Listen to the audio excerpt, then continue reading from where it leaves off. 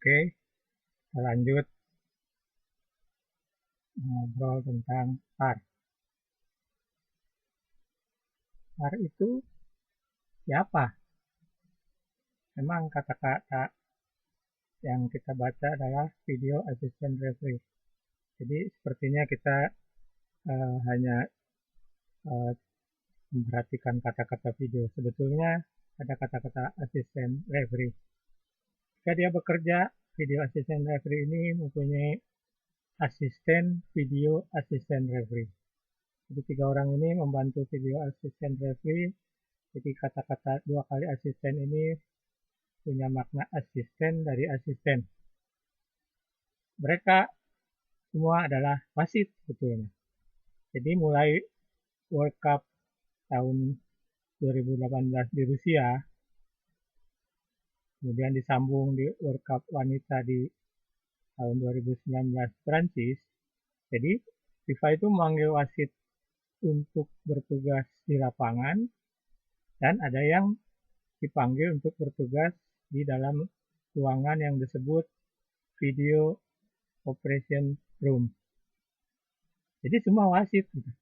Jadi tidak betul kalau ada yang bilang peranan wasit digantikan oleh VAR. Tidak.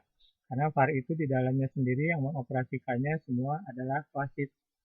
Wasit yang di dalam ruangan atau di dalam video operation room membantu wasit yang bertugas di lapangan. Sebetulnya itu.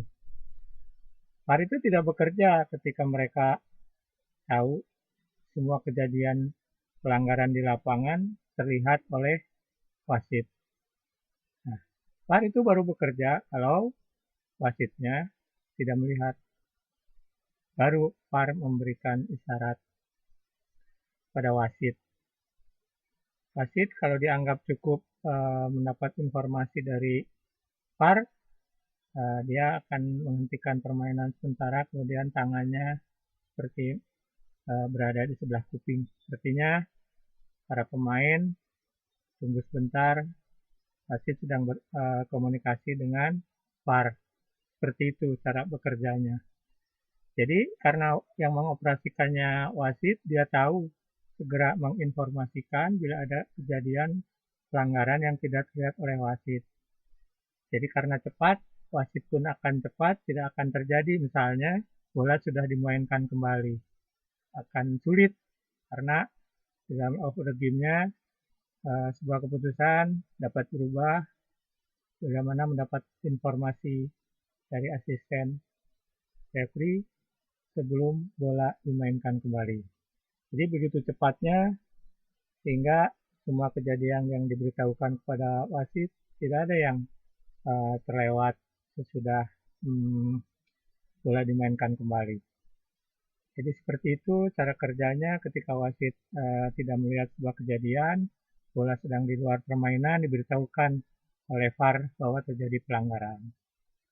VAR ini mereview dari video, kemudian menginformasikan kepada wasit. Bila wasit menganggap perlu juga harus melihat, dia akan menghentikan permainan sementara dan berlari ke arah ruangan yang saya sebut tadi, video operation room. Dan dia melihat sendiri, kemudian mengambil keputusan, kembali ke dalam lapangan, memberi aba-aba isyarat bahwa terjadi pelanggaran yang terlihat oleh video asisten referee atau VAR. Dia membuat seperti aba-aba tangan segi 4 di muka wajahnya untuk menunjukkan kepada semua bahwa terjadi pelanggaran yang terlihat oleh VAR. Kemudian dia mengambil keputusan segera apa yang harus diputuskan. Kebanyakannya VAR itu bekerja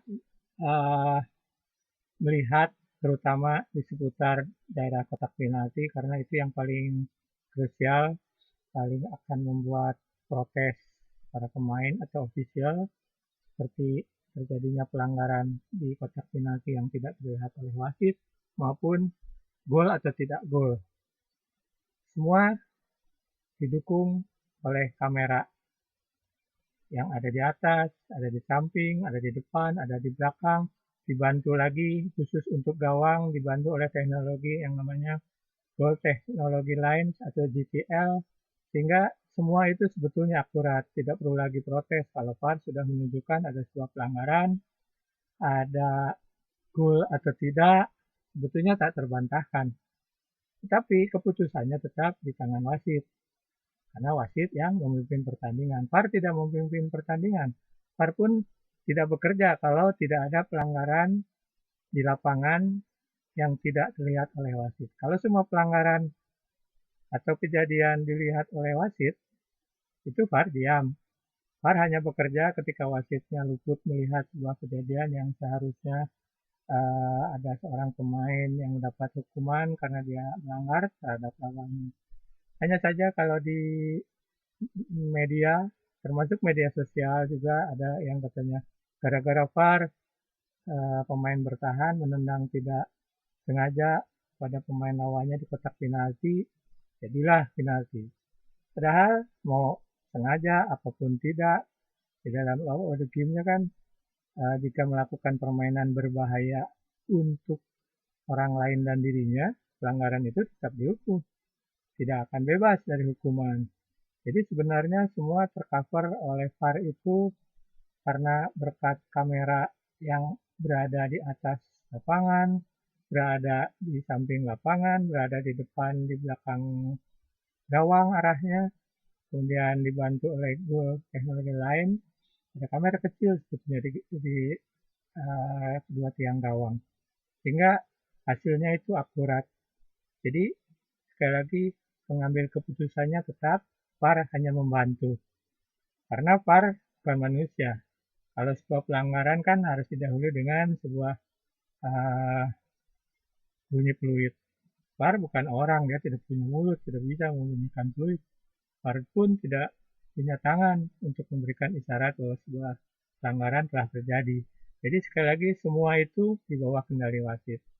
VAR hanya membantu informasi manakala wasit tidak melihat. Memang ada masalah sebetulnya buat wasit. Ketika VAR melihat, wasit tidak melihat, kan jadinya setelah pertandingan pasti referee asesornya mengoreksi. Kenapa kamu tidak melihat?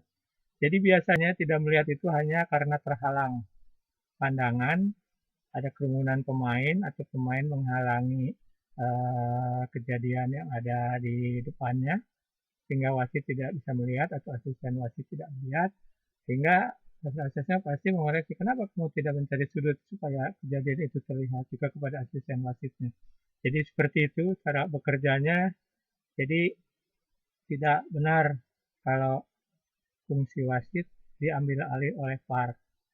Yang benar, wasit dibantu oleh VAR, begitu.